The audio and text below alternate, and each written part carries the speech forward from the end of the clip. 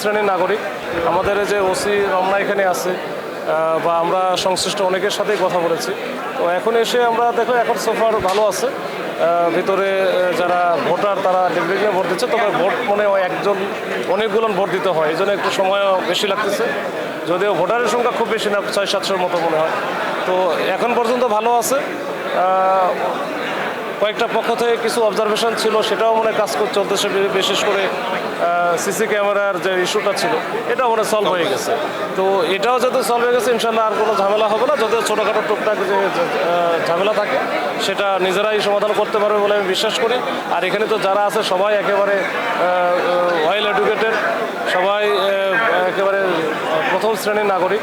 তো এখানে খুব বেশি ঝামেলা হবে বলে আমার মনে হয় না।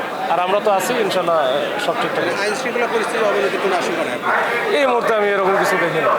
আর যদি এরকম কিছু হয় সেটা আমরা ওটা ট্যাকেল করতে পারবো ইনশাল্লাহ।